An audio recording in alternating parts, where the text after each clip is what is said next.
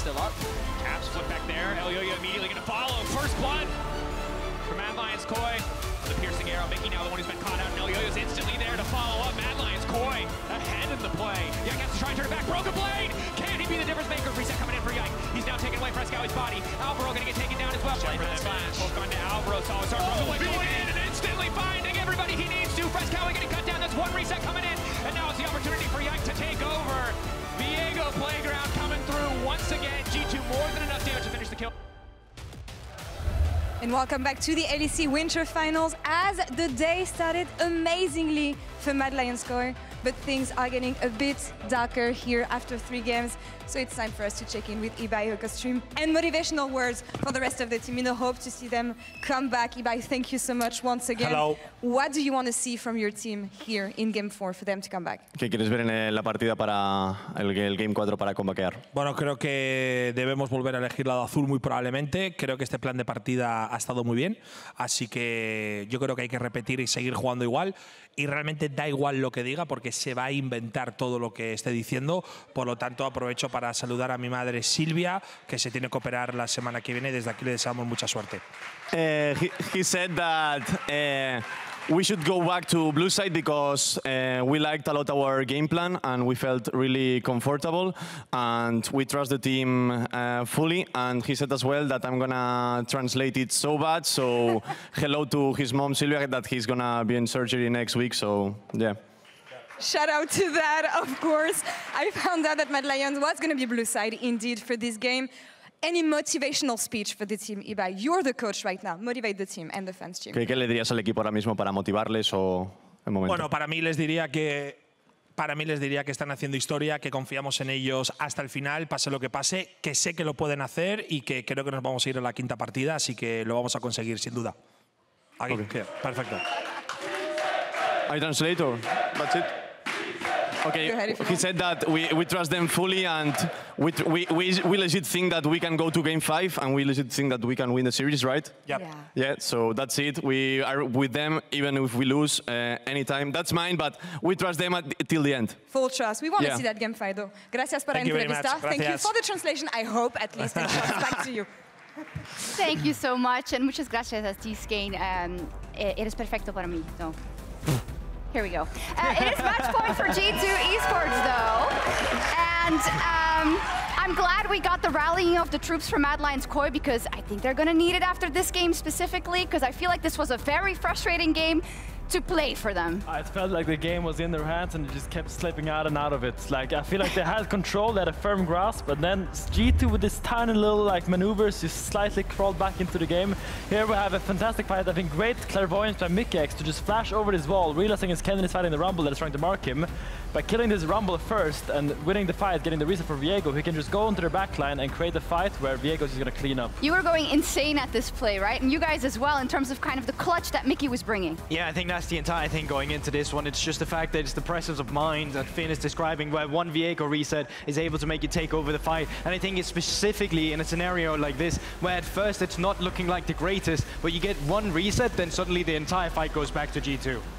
I think G2 is just finally starting to really come together. Sure, Mad Lions made a lot of mistakes here and there, but this is the G2 that we expected to see from the very start of the series. Sure, MDK were really strong at the start. They had practice over the weekend. Now G2 is warmed up. Yeah, but this is just the Caps and Yike show once again. This is what we saw in regular season, even when it didn't go through from a team perspective like we saw it in Game 2. Going into Game 3, there's 2 key figures you've always been able to reliably rely on, and that had been Yike and Caps in winter season. I mean, Yike was just so clutch in that fight. He kept finding the resets. When Yike could put on the Belveth, you know he was comfortable as well. He was so happy playing the Belveth. He just cleaned up, and the Hans Q from downtown as well, securing the resets. Beautiful. You know, when they're in that flow state, G2, it's very hard to stop them, and Mad Lions Koi definitely felt that. I also felt when, as we were watching it, rather, that you know, it happens once and you don't kill the target that you had intended, but you keep going in, you just know what's going to happen because G2 have been so crisp, and I felt they were banging their head against the wall just a little bit, or am I wrong in that? It's like a sunk cost fallacy with like, you use your engage tools on one guy, you feel like you should die, so you're like, we gotta kill him, but then you suddenly overstep, and the enemy team has a great turn angle. I feel like it happened 2 times. Mikyx is a master at this, baiting the team in, making them think they have him, and then turning S5. And then closing the door as the players are coming back, and Caps is playing with the audience as well. So let's talk about going forward then, going into this game for Mad Lions Koi with their backs against the wall. Let's bring up Elyoya, because he did have a good early game, Broxah, but he's gonna have to do so much more, right? Not only in the game, but we know him as this leader now of MDK, needing to pull them back into this series. Well, I think Elyoya showing up is, you know, one thing, but the pieces around him weren't really there. And I think it starts with the draft, really. We need to drop the Senna priority. Varus is now 3-0. Senna 0-3. It's just not working out. Supa needs to have more impact in the game. The Rumble blind pick definitely didn't work out. And just overall, stop giving G2 everything that they want. Because your jungler winning early game is fine and all, but if you cannot teamfight in mid-late game, it doesn't matter. Yeah, but I also think it becomes so much more difficult beyond just the grasp of what a draft is. I think it's when you play against G2, some of the biggest lessons that MDK is going to be learning here in Europe is playing against G2 Esports, and even more so in a best of 5. So there's a lot of good takeaways coming out of a game like that, because even if you're ahead in the early game, going into the mid game, you can't just throw everything at it. You still need to understand all the micro going on in the fights, and that's why G2 has the edge right now. They do, and I think that's great how you put it. You still need to find out how that works when you're in a final. Finn, you have been lamenting the Varus situation and the fact that it was Senna over Varus. What can you tell MDK going into game? Please, please, please. This Senna is not working out. The Varus has been winning every game. You gave it over 2 times. But I do think they've come to their senses. I think they choose blue side now, so they can actually first pick the Varus or ban it. They had blue side last time, I'm just saying. Yeah, but I think this is where they learn. Okay, this is where they learn. Every game is a lesson, maybe 2 lessons. Maybe a few more. Please. We'll see what the learnings are here, but I want silver scrapes. I don't know about you guys. I would also like silver scrapes. Vedi might actually die because he's cast 14 games, but I say worth it. Sorry, Vedi. It bangs too much. I mean, we're in now, you know what I mean? If we're here, I may as well. Vedi's cast them, but Mad Lions Koi have had to play them. This would be them pushing it to 15 games over the course of this weekend if they hope to take this. And, you know, Alvaro talked about it on eBuy's stream. Shout out to the person on Reddit who was able to dark my something. I'm sorry, I forgot your username. Who was able to translate a lot of the stream highlights. Like, Alvaro personally talked about, like, ears start ringing, not used to the white noise. His back is hurting, you know what I mean? And like, there's no way he is not feeling that strain and that stress, and the fact that he has to play at the absolute peak to have a hope of beating G2 in this game. And it's also against a fresh G2, right? You know, like you took advantage of the I'm the G2. I just rolled up on finals day. And let me tell you, I feel fine. I feel good. And I mean, that's how G2's feeling right now. They've just come off the back of a huge turnaround win as well. So, bans very similar to what we saw in the previous game from the side of Mad Lions Koi. The question is, will we see the Varus taken away? Cassante, Mikyx is what was taken away by G2. No Senna into Varus. One time. No Senna into Varus. Here we go. The tension. Will they pick Senna? It's palpable. Into Varus. Mikyx, waiting till the last moment. Wow. For drama? What? Okay. Wait, hold on. I'm pretty sure there was an issue. Hold on. Okay. Was there an issue? Yes. Okay. Well, update as to what that was intended to be. You know, wait to hear from the production team backside. I'm sure our competitive operations team is quick at work dissecting what exactly happened there. But the misban was not intentional. Yeah, I do feel like it'll probably be the Mikyx ban, and then it just becomes a case of Varus, hopefully, going to be the first pick for Mad Lions Koi. It has been very, very dominant this split. This series, as Vedi was saying as we were walking off, 100% win rate over the course of this this series. So definitely something you want to try and get your hands onto, and then see if you can operate into a very aggressive bot lane. Because it feels like even though we got a very big jungle gap coming through for Elyoya in the last game, they couldn't really transition it. It feels like having that bot lane control is really the thing that latches on to winning opportunities in these games. And you know, it's easy to tunnel on a very specific pick, of course, right? Like when there is that consistent factor. But GB made a really good point on the desk, which is very much that when you need someone to step up, you often look at Caps and Yike. at least exclusively for this split. Broken Blade did have some fantastic engages on the Kennen ultimate, but it was really Caps who was able to find a lot of those great shuffles. It was Yike who was coming up clutch in that crucial mid-game teamfight. He was in the mid lane.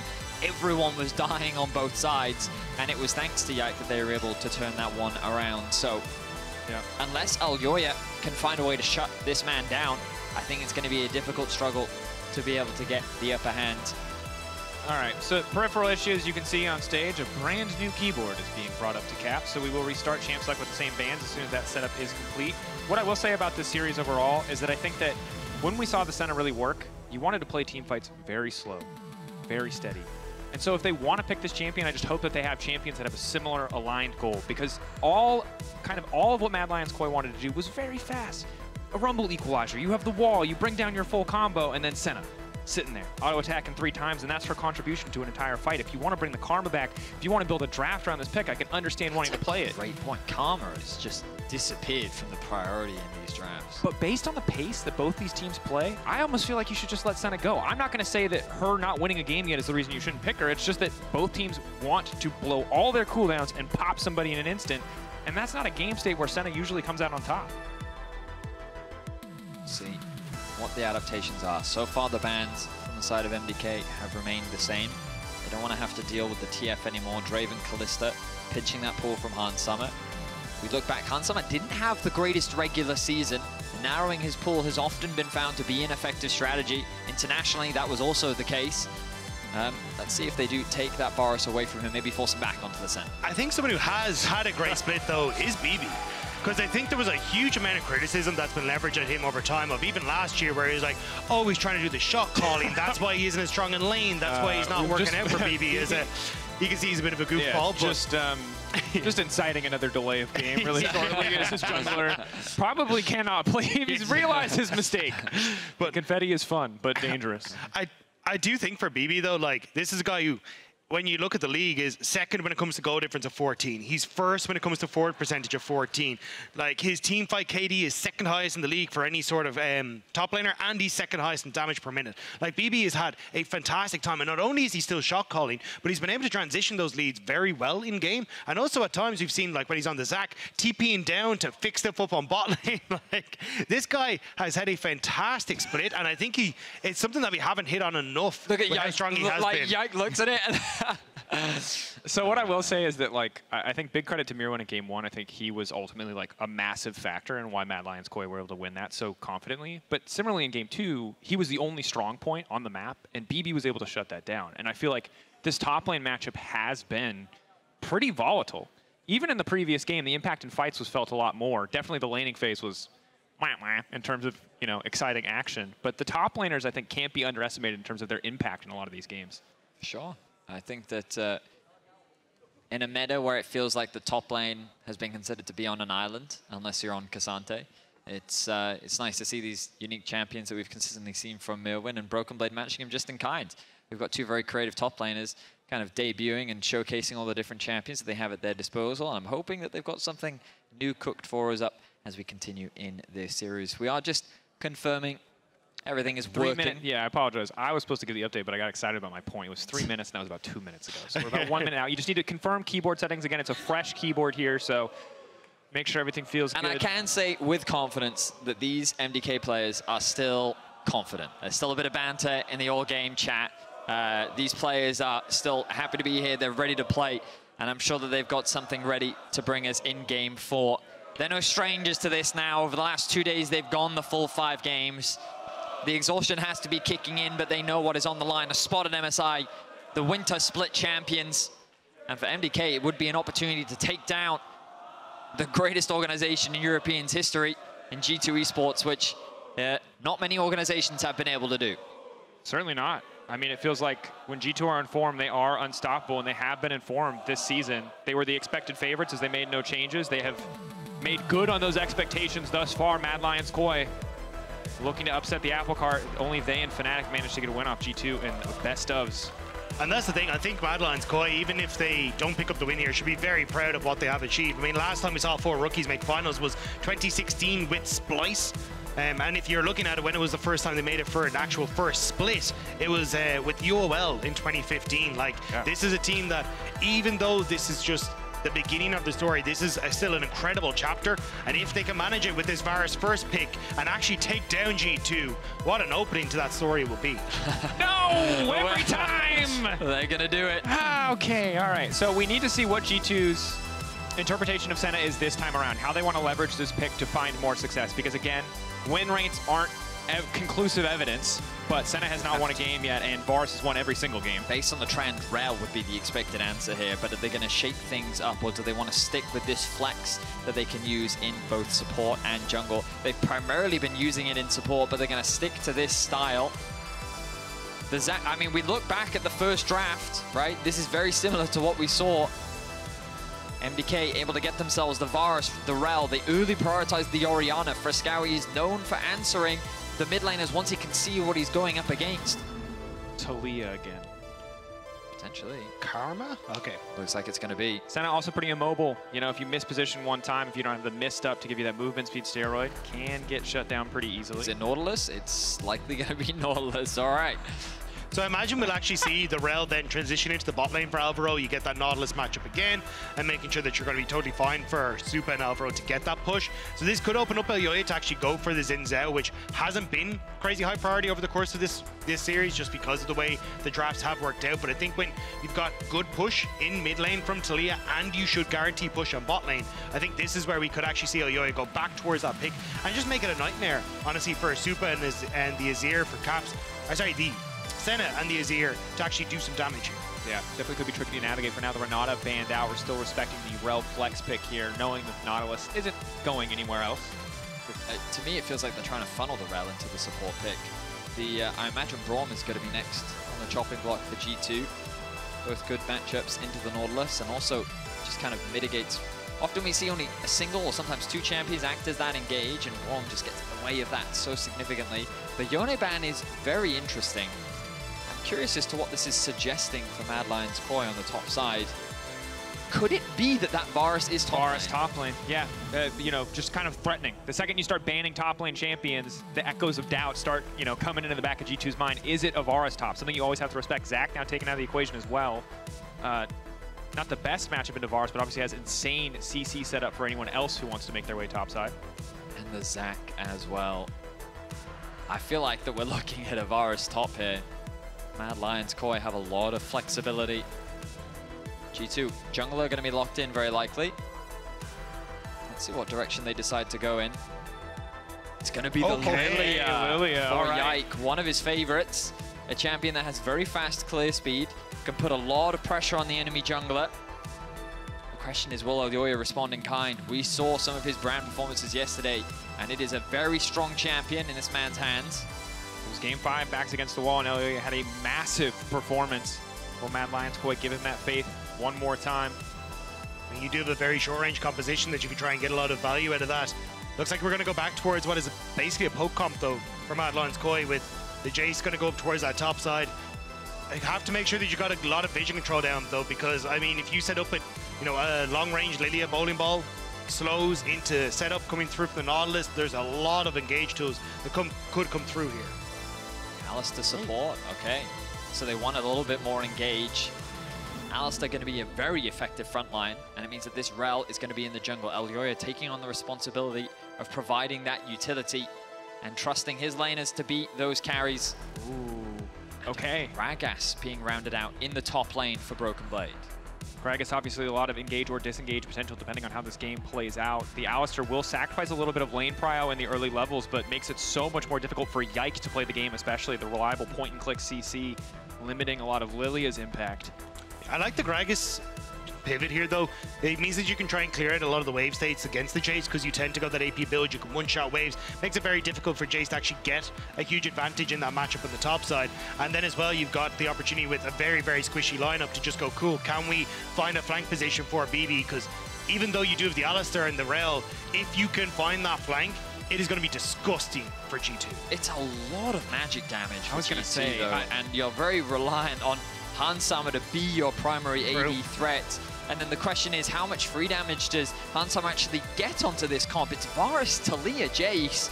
a composition that's primarily going to be hitting you from the other side of the map. So, and also for soul stacking is the other big thing, because normally, you know, with against a Varus with Hail Blade, it's just going to be hard to accrue souls in the laning phase. When everyone else on the team has long range, you're going to be reliant on your jungler to kind of feed you souls if you want to get a range advantage here. I mean, I really do like what MDK have brought to the table this time around.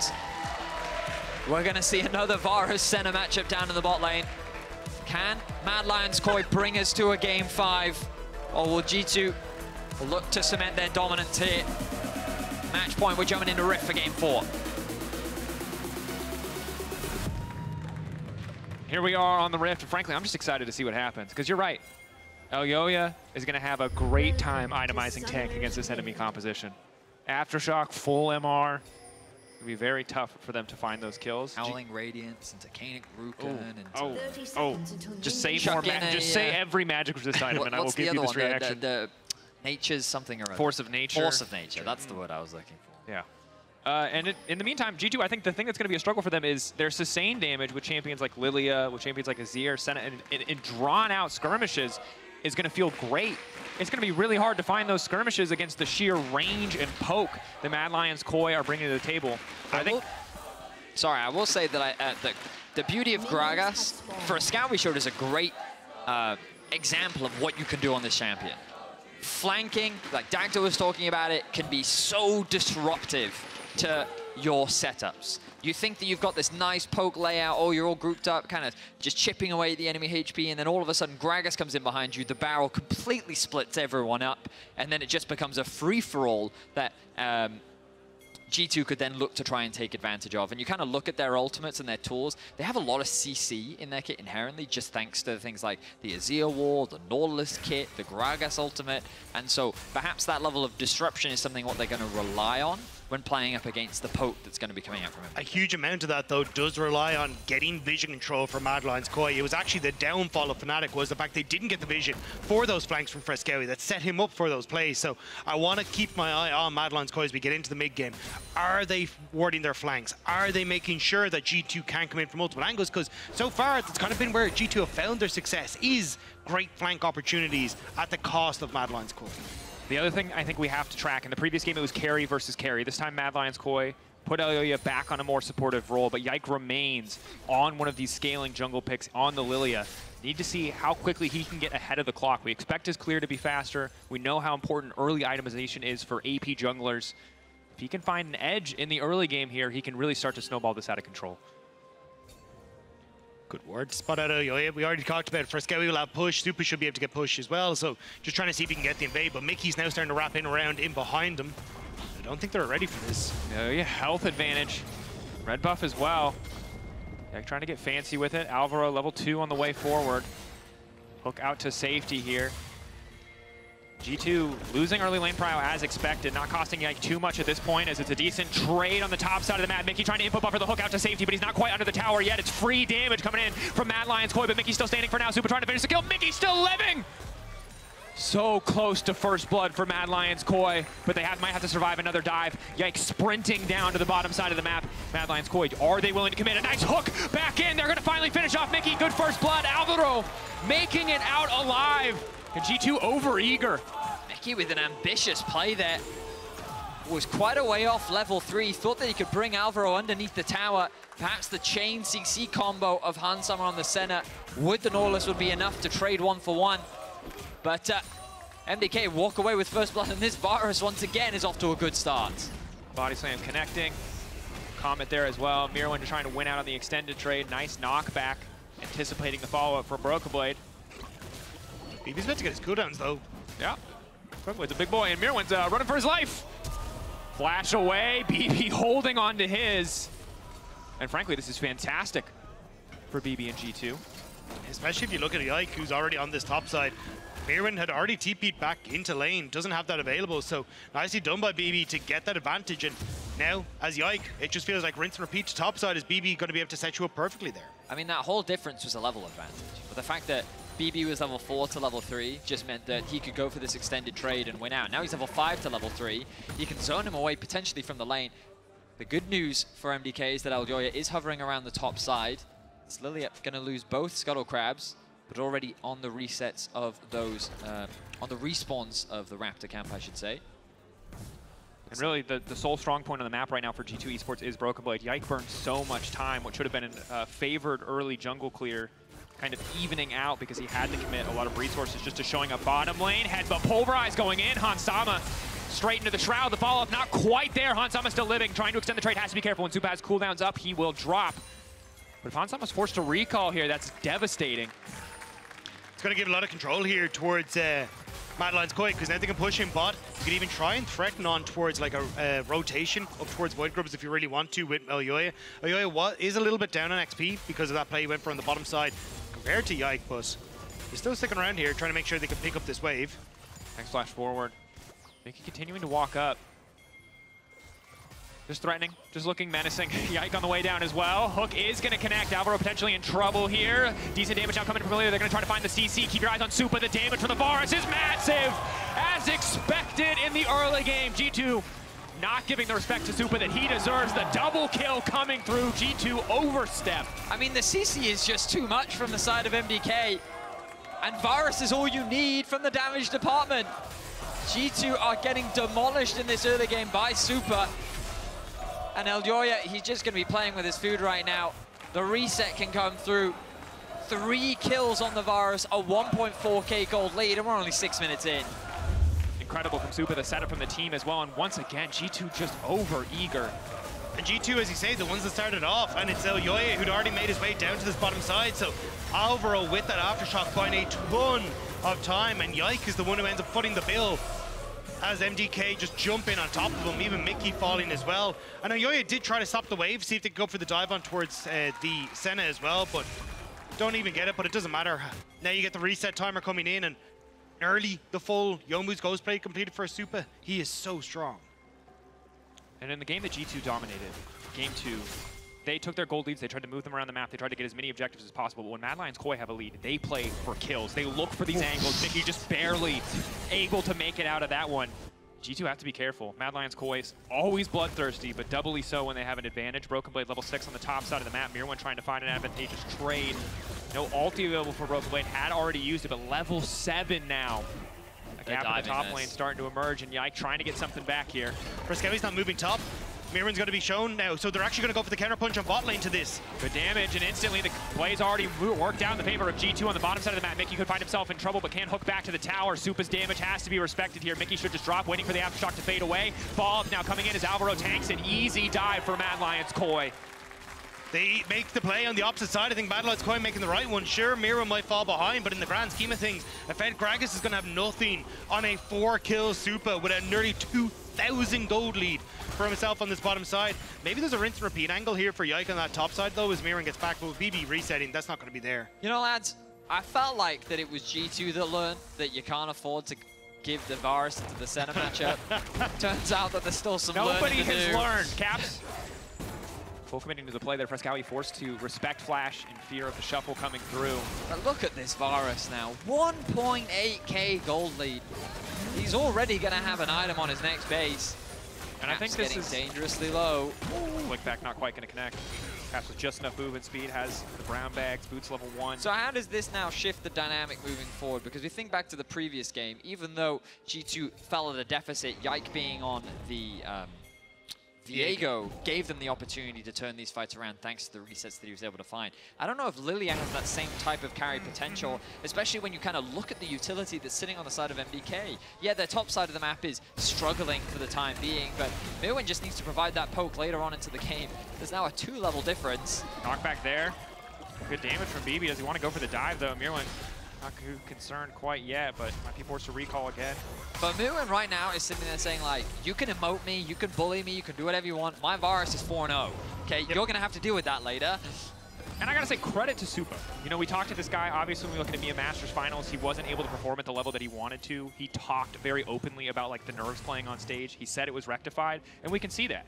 He played 2 back-to-back 5-game series. Yes, there were some hiccups. Yes, there were some lackluster games. But here, backs against the wall against G2 in a finals that not a lot of people expected you to reach. I would say just about nobody outside of the Koi fans here. He is performing. He is 4-0 once again, and G2 just continue to underestimate what he can do. Mad Lions Koi on the cusp of bringing us to another Game 5.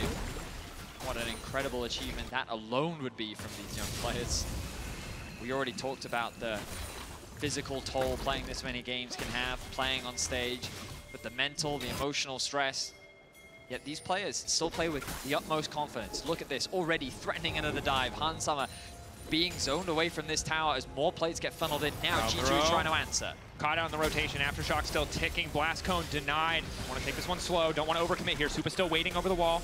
Root coming in from Hansama, follow-up damage there, but Mad Lions Koi just threatening. Do it, you won't, they say. And now looking to make a counterplay of their own. Instant engage! Taxiing off of Mikyx into Hansama, but Elyoya can't quite find the fall. Forcing out the flash. Meanwhile, on the top side of the map, in the picture-in-picture, it's a 1v1. Broken Blade finding the Baba. The knockback into tower. One shot landing onto Myrwn in the meantime. Myrwn now running. Broken Blade, the angle was good. Creep wave there to block the body slam. Myrwn now needs to backstep. Acceleration gate for a bit of extra movement speed. And Supa now looking to follow up. Ulti connecting onto Mikyx. Elyoya off to the side. Should be a quick kill. Meanwhile, in the picture-in-picture, the 1v1 continues. Supa unstoppable in the bottom lane. But Caps looking to follow up. Yike taking down Fresskowy as well, and it's blood all across the rift. So Broken Blade tries to go for the body slam, but the flash from Myrwn means that BB isn't quite able to follow on that top side of the fight, which is why Myrwn able to reset. Elyoya's here again. Hansama respects it. He's learning this lesson the hard way more than once. BB still thinks that Myrwn's here. But I think he's just setting it for a freeze right now. He knows that he's going to slowly regenerate that HP. Doesn't want to go back to base just yet, forcing Myrwn to lose as much farm as possible. Credit to Broken Blade, who's playing this lane incredibly well. But we kind of break down what's happening there. Caps was able to work with Yike to find a kill onto Fresskowy. That gives him a bit of an advantage in the mid lane. Meanwhile, in bot, Supa continues to extend his lead. 2.2k now. Ghost Blade completed, working on his second item. And Caps is looking for a play. Here comes Mikyx. Fresskowy in trouble. Pushback is there. Yike in the area. Alvaro knows there's nothing left for them in this exchange. And their quick kill pickup by the side of G2, excuse me. And just like that, G2 have found a gold lead, just about even things out. Myrwn only level 7 to Broken Blade's level 10. leads. He just keeps getting forced back. The trades look okay, but the sustain of Gragas is making this so difficult. But the split map is real now for G2. They can play towards top side, whereas MDK need to play around Supa on this bot lane, and wherever Supa is, that's where Mad Lions need to put their focus. Elyoya, though, starting to move top side. This means that you can actually have G2 come up towards this top half and turn this around. Broken Blade just trying to find the solo kill onto Myrwn. The knockback is clean, though. Broken Blade caught out here. Elyoya, the follow-up now coming through. Broken Blade just looking for the reset. Yike goes in, and that's going to be more than enough damage. Elyoya now running for his life. G2 find the counter punch on the top side of the map, barely holding on to their bottom lane tower. Supa stepping forward, gets that one down immediately. Also follow-up. Nice sidestep from Hansama. That could have been a death sentence. And again, plays across the map. But Mad Lions should not be making plays towards the top side. You don't have your strength there. I think they thought they could get in before Yike could move top because he was clearing out the Void Grubs, but mistakes were made. Myrwn takes way too much damage, and Vedi alluded to 3-level difference makes it so difficult for you to be a factor in these ganks, and G2 capitalized on that on the top side. I mean, credit to Broken Blade, a laning masterclass here. The fact that he was able to build these advantages, just smart trades, also holding the wave in a state that just made it difficult for Myrwn to get XP, constantly forcing him back. Perhaps Broken Blade could be the difference maker, even though Supa has the lead he has. Elyoya waiting on the CC, won't quite connect, is just going to leap out to safety. Alvaro there to cover. I think wise not to look for that hook, given that Supa is there. His arrows ready to be pulled. Dragon is alive. Would be the second dragon of the game, and it's MDK who's first to the objective. Gragas still sitting top lane, no TP available to him. I imagine that G2 are going to concede this one for now, recognize their AD carry is far too weak. I want to very quickly look at Hansama's stacks. He's only sitting at 29, 13.5 minutes into the game. You don't have to be an expert in Senna to know that that is not a lot. Nope. Would certainly like to have a lot more at this point in the game.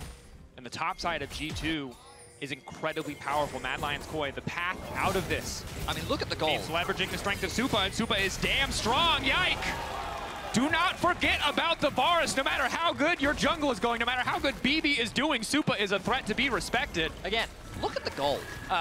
You have a 3k gold advantage spread across 3 members on the top side, and all of it funneled into Supa on the bot. Caps looking for a 1v1. He should win this. Continuing to put Myrwn even further down. He's going to flash commit for the play. Myrwn backstepping into the brush here. Hexdrinker buys him a bit more time, but there's not really a counterpunch. There is in the mid lane. Supa!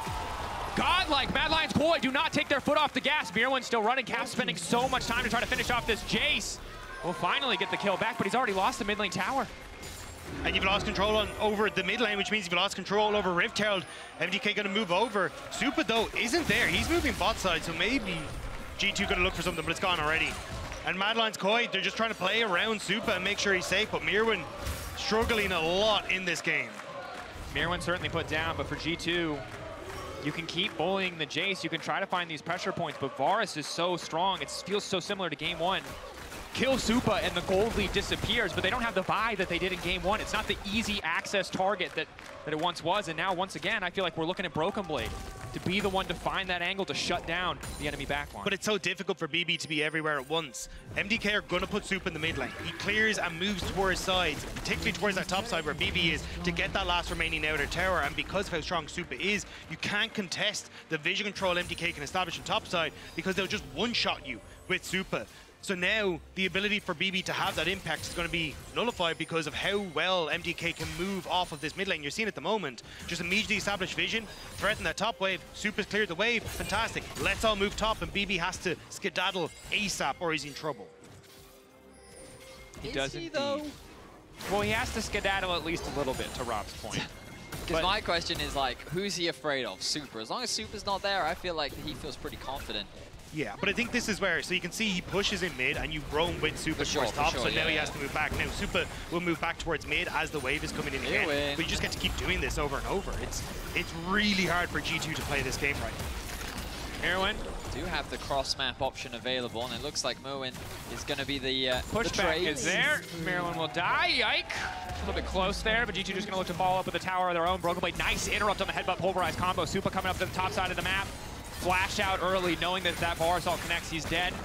Broken Blade doing everything he can to clear that wave to make sure that Mad Lions Koi cannot win out on the trade. Cap's willing to tank the tower just to make it a 1-for-1.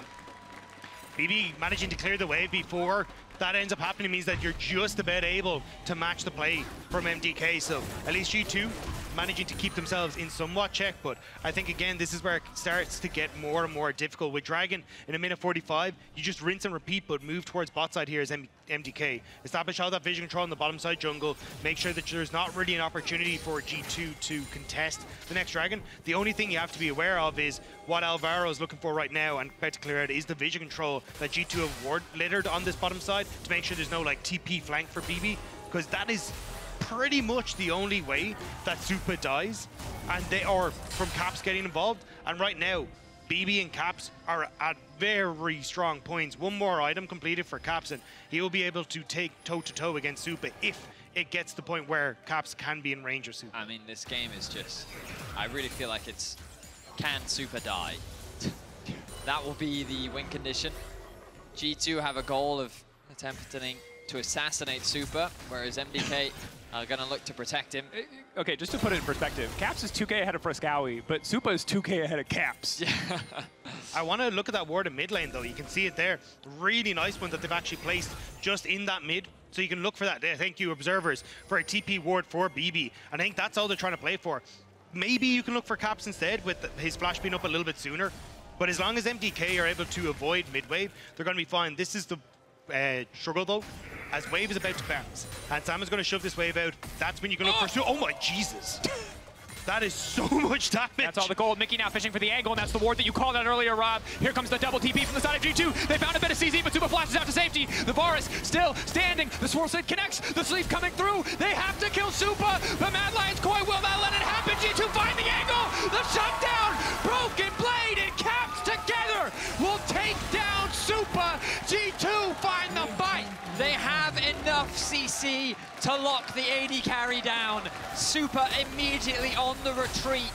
There's just not enough to keep him alive. G2 find the assassination. They get, I think, 1,000 gold over to Broken Blade. And this man in the top lane now, level 13. He's just doing as he pleases. And this is why it's so hard to play against G2. One ward, one opportunity, and G2 find that chance to jump on Supa. And just great placement of the ward as they walk away. You think this is it. Supa shuts down Hansama. He can't get into this fight. But with that double TP, they realize Supa's overextended. Ult from Mikyx locks him up. Caps and BB come through. And then Yike with this great swirl seed straight onto the back, channels the Drowsy, and buys time for Caps to get in to not come back with the swoop boom. Really want to acknowledge how well MDK peeled, and it still wasn't enough. The Rell ultimate was incredible. The Taliyah using what she can to keep the Nautilus from connecting on. When Alvaro joined the fight, he's CCing everyone from diving on top of him, blocking the engage from Broken Blade, and it still couldn't stop Caps from getting on top of him and using the Emperor's Divide. And that was everything. Every single cooldown G2 could bring to bear, they brought to bear against Supa. He dodges everything but one swirl seed. And that is what kills him. And that's what's infuriating about playing against this G2 composition. As we highlighted, they have so many tools. Supa can't afford to get hit by anything. Any single piece of CC could result in his death. But this is the thing now, Supa has no summoner spells, and you got BB with Flash coming up, Caps, Flash coming up.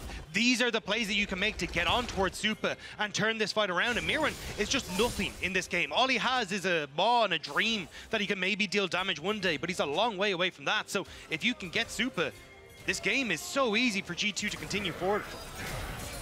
Nothing but credit to Broken Blade. 15 to level 11 in the top lane. It has been an absolute top gap in this game. Mikyx, though, I think he's been caught out. Buffered hook isn't going to matter. The flick back is there. Good pick from the side of Mad Lions. Koi, what do they want to follow up and try to get after this? Supa getting another kill here. Do they use this to start Baron? I think their Baron take is a little too slow, so I think that it's too much of a gamble. Supa.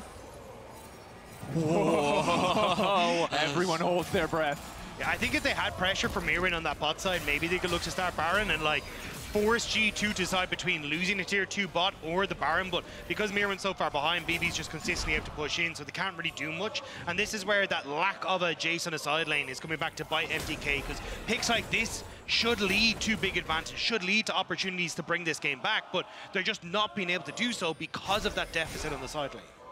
And Broken Blade is huge, and that's one of the big problems. You can see Mad Lions Koi are going to get mid-prio here, but leveraging the advantages of Supa is tough to do, unless they're willing to fully commit to a Baron. But Mikyx has once again been caught out, trying to re-get control of the vision line.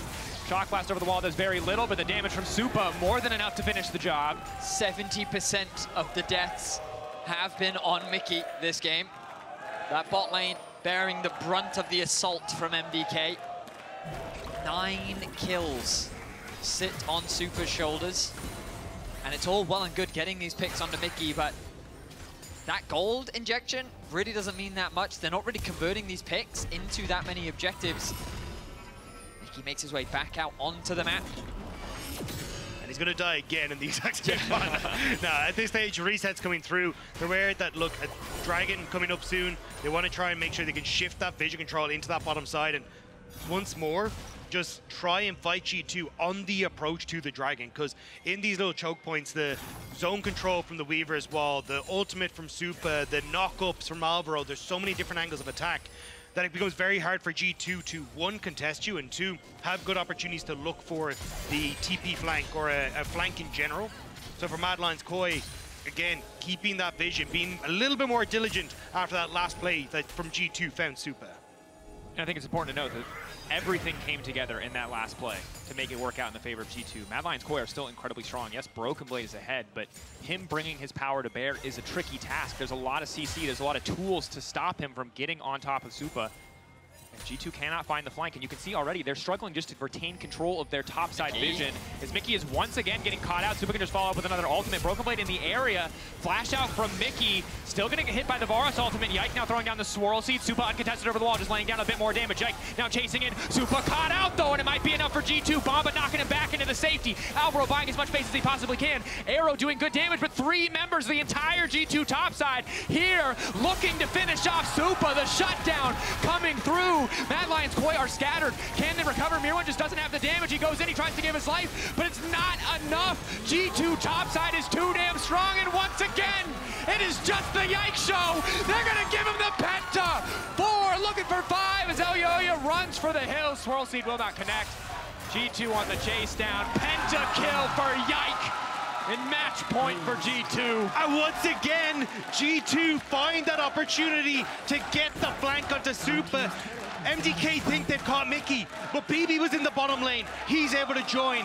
The TP wards were there once more for Caps. He joins in. And with a pentakill to boot, G2 in game 4 will take the Baron. Broken Blade just makes it so difficult for Supa to play the game. This man has put a masterclass on in the top lane. He has shut Myrwn down. And they think, oh, we've caught Mikyx out again, another free kill, but this time his brother in the top lane is there providing that peel. But he says, you know what, Mikyx, you're fine. I've got a new target in my eyes. Yike flashes, Broken Blade flashes, and Supa is now isolated from his team. And it's the ward that Mikyx placed right as he was going forward that dies, that gets Caps into this play. So they completely sandwich Supa on the back line. And then G2, these isolated skirmishes work fantastically for their solo laners who have these massive leads. Again, Myrwn can't even finish off BB as Yike finally gets the penta to round it out. And it takes a bit of time here, but the important thing to highlight is that without Supa, they don't have any damage. It took them 10 seconds to kill Mikyx, who's been dying the entire game, just Aftershock keeping him alive. If they cannot protect Supa, they don't have a chance in hell winning any of these fights. But this is the thing, every single time Mad Lions Koi are advancing, it's just Mikyx sneaking in and getting the ward in behind them, having that the pink ward that's in Tribrush. G2 consistently have this vision that allows them to come in from multiple different angles, and because you have to worry about Caps, because you have to worry about BB, there's just too many angles of attack, and Mad Lions Koi just haven't got their back covered, and G2 are taking advantage of it every time. Supa, bless him, he is doing his absolute best, and he has had an incredible playoffs run. This young AD carry, with all of the responsibility on his shoulders, he's got many hungry G2 players that are eyeing him down, and there is only so much that he can do. Myrwn will cross map.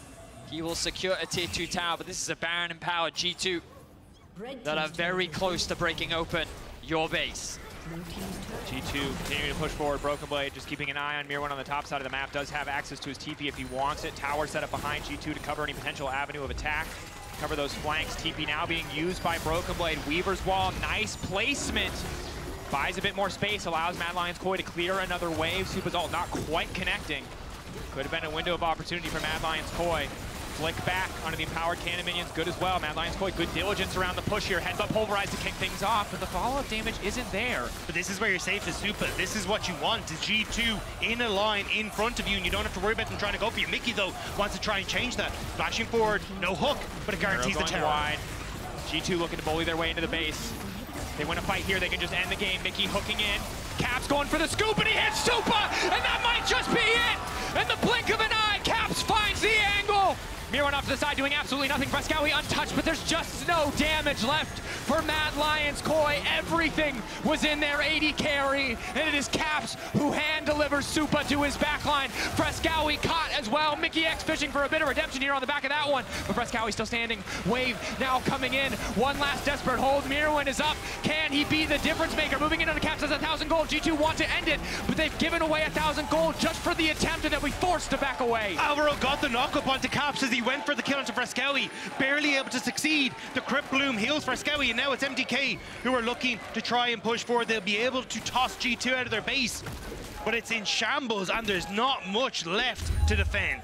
What a crazy fight, and it's off the back of Caps. The Knight's Edge gonna get procced by his shuffle in. Keep your eyes on Caps in the fight. Procs the shield there, and then the ultimate to connect. Airborne, and he gets assassinated by Ansama once again. The fight that ends in chaos. A really good engage from Elyoya, keeps 3 members locked up. Fresskowy is doing what he can, but it just isn't enough damage. Myrwn gets zoned away, and at this point, G2 just get a little overzealous. Caps goes for an extremely ambitious play. A nice interrupt from Alvaro to punish him, and they hand 1,000 gold over to Myrwn. MDK will buy themselves a little bit more time. They'll look for another opportunity to bring us to a game 5, but G2 are in firm control of this game. A minute and 20 seconds until Soul on the line for MDK. I don't think they're going to have access to that area of the map if G2 are diligent in their vision control, but potentially an avenue to regain some power in this game. 1K shutdown does mean that Myrwn finally has a 3rd item. Bit of a delayed Serelda's here with no other lethality, so maybe not going to feel like the most impactful buy at this stage of the game. Broken Blade's still level 17, ticking over to 18. So far ahead of Myrwn. And you can see, yes, Jayce poke still good, but not nearly enough.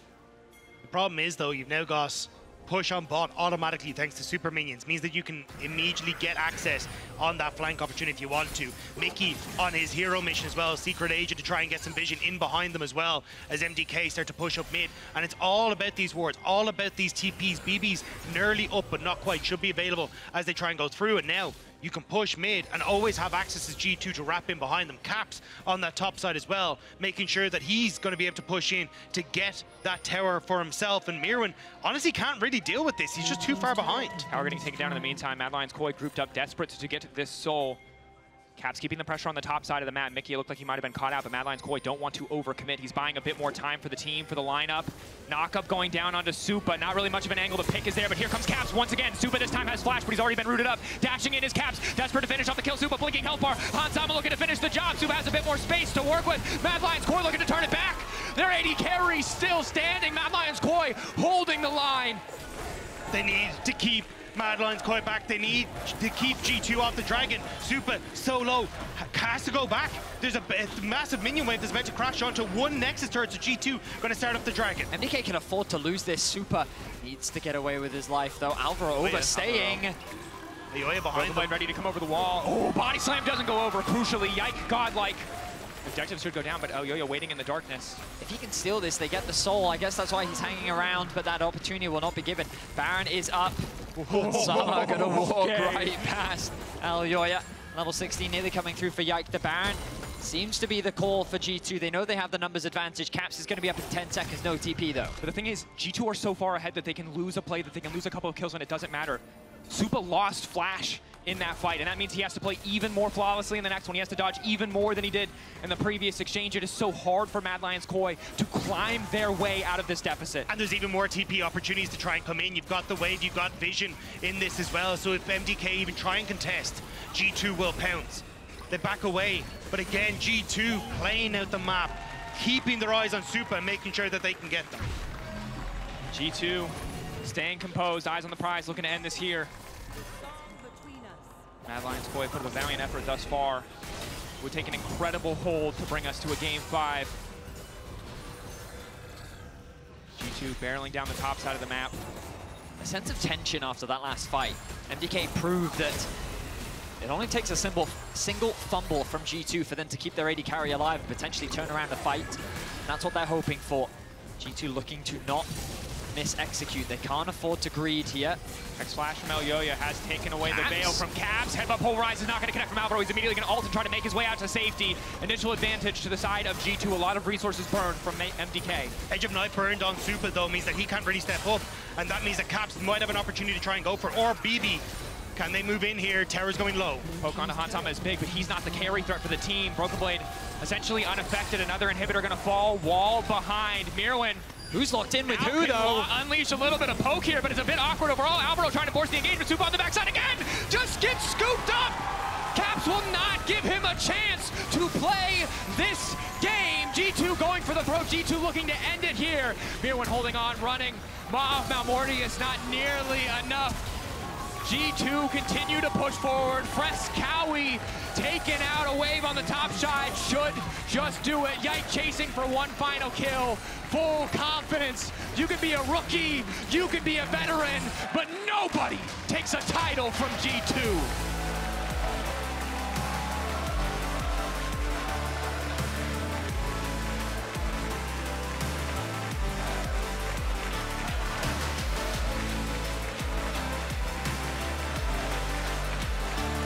G2 will hold on to their Winter Split dominance.